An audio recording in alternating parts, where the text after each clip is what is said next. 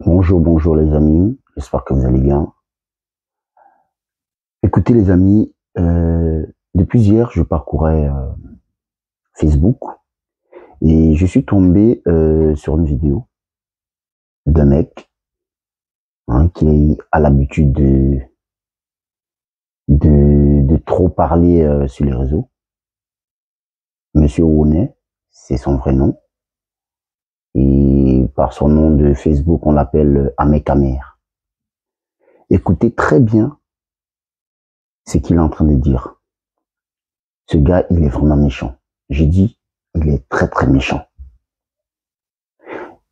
Il fait semblant de donner des conseils, mais il est en train de dévoiler certaines choses qu'il ne faut pas dévoiler publiquement. Écoutez. C'est l'été. C'est l'été. Beaucoup d'Africains vont entrer en Europe, soit par la mer, soit par les airs. J'ai dit c'est l'été et beaucoup d'Africains vont entrer en Europe, soit par la mer, soit par les airs.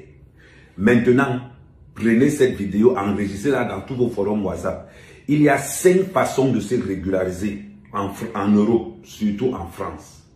Je dis et je répète, il y a 5 façons de se régulariser en Europe, surtout en France. La première façon, c'est l'asile politique. La deuxième façon, c'est le mariage. La troisième façon, c'est la reconnaissance. La quatrième façon, c'est la maladie. Et la cinquième façon, c'est l'école. Mais ce qui va beaucoup nous intéresser, c'est la partie la plus facile pour se régulariser. La partie la plus facile pour se régulariser en France, c'est l'asile politique.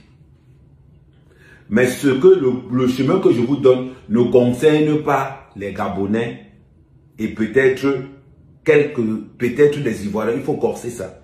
Donc ça veut dire que quoi? Quand on arrive en Europe, pour ceux qui sont venus seuls, quand vous arrivez en Europe, demandez l'asile politique. Il y a 2 formes d'asile politique, plusieurs formes d'asile. Dans l'asile politique, il y a les branches. Demandez l'asile politique en tant que homosexuel. Vous demandez l'asile politique en tant que politicien, on ne va pas vous donner les papiers. Je vous le dis déjà d'entrée de jeu, c'est-à-dire qu'on ne tourne pas autour du pot. Demandez l'asile politique en tant que homosexuel.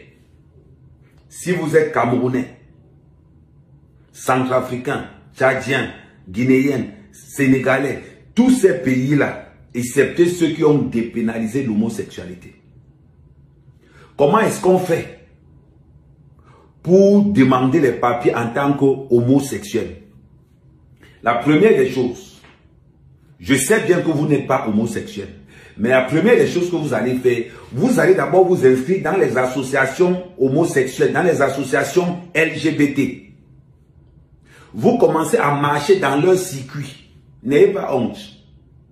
À partir du moment où vous êtes en Europe, vous êtes déjà en guerre. Vous devez réussir. Vous commencez à marcher avec les associations LGBT, vous commencez à fréquenter les bars des homosexuels, vous commencez à entrer dans les affaires des homosexuels, vous racontez comment vous avez été martyrisé dans vos pays, comment vous êtes en insécurité, vous racontez toute une histoire, c'est-à-dire que vous commencez à raconter, tu prends un air un peu timide, non, pourquoi tu es comme ça? Bon, c'est le prix à payer. Vous jouez votre jeu. Vous les faites comprendre, vous faites comprendre à ces gars-là. Si les gars viennent vous traduire que non, moi je suis fidèle à mon gars qui est resté au pays. Voilà comment ces gars vont vous prendre, vont vous amener dans leur association d'homosexuels. Et quand vous êtes dans leur association d'homosexuels, vous commencez vraiment à dire que non, vous n'avez pas d'endroit où aller. Vous savez, les homosexuels sont très solidaires. Pourquoi vous ne profitez pas de ça? Vous êtes là pour vous régulariser.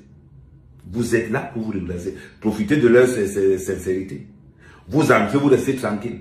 Voilà comment ils vont vous accompagner. Mais voilà comment l'association va vous faire rencontrer. Vous vont vous amener à la SPADA pour commencer à faire vos demandes pour que vous allez à la préfecture. Et de la préfecture, vous allez directement à l'OFRA. Et à l'OFRA, là-bas, vous allez maintenant comprendre comment ça se passe.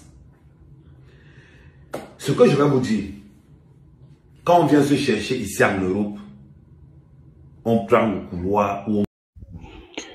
Ahmed Kamé, c'est très très méchant de ta part en fait. Tu n'es pas en train d'aider des gens, ou bien tu n'es pas en train de donner un conseil. D'aucuns penseront que peut-être c'est un conseil, ou bien tu es en train de dire certaines vérités. Non. Il y a certaines choses qu'on peut se permettre de dire sur la toile. Il y en a certains qu'il ne faut pas s'hasarder, même pas dans les blagues, de venir exposer, c'est-à-dire des inepties, n'importe comment. Lorsque tu étais au Cameroun vendre tes poulets, tu es passé sur une chaîne de télé, je vais taire le nom, et tu as dit que 70% des Camerounais et activistes demandent l'asile politique en tant qu'homosexuels. Mais tu es fou, frère. Franchement, tu es fou. Tu comprends? Tu es malade. Peut-être, tu l'as si bien dit, que c'est ton entourage, certaines personnes tes amis que tu connais, peut-être ce sont eux qui font ce genre de choses.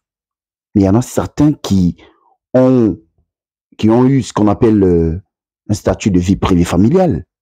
Mais tu es malade. Et ce qu'il est en train de faire là, il n'est pas en train d'aider ou donner des conseils aux gens. Non.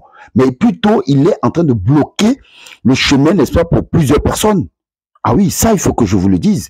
Il est en train de bloquer le chemin, n'est-ce pas, pour plusieurs personnes qui veulent certainement peut-être être régularisées. Mais, de par cette vidéo, Ahmed Kamé est en train plutôt d'attirer l'attention des autorités françaises afin de mettre l'accent et de bloquer certaines choses. Vous comprenez? C'est très méchant de ta part, Ahmed Kamé. Franchement, chers frères camerounais, vous devez comprendre que les mecs comme Ahmed Kamé ne veulent pas la réussite des autres personnes, mais plutôt les enfoncer. Moi, je pensais que quand tu étais parti au Cameroun, tu devais y rester. Tu devais peut-être avoir, je sais pas, 2 immeubles, 3 immeubles. Tu es allé au Cameroun, ça a été ton choix, tu as pris du crédit ici, tu es allé vendre tes poulets et tout. On ne sait pas ce qui s'est passé après. Mais pourquoi tu es revenu? Tu avais dit que le Cameroun, il est bien et tout et tout. Oui, nous tous, on sait que le Cameroun est bien, c'est beau quand on va dans son pays et tout. Mais qu'est-ce que toi, tu es venu faire encore ici, en fait? Moi, si je prenais ce crédit-là comme toi, tu l'as fait, moi, je devais plus rentrer ici. Maintenant, tu rentres, tu n'as plus rien et tu es en train de voir certainement une personne qui était avec toi qui est en train d'émerger ici en France et tout, et ça t'énerve et tu te mets maintenant à vouloir bloquer le chemin aux autres personnes. C'est quoi ton problème, mec? Mais t'es malade, frère. C'est pas bien ce que tu fais.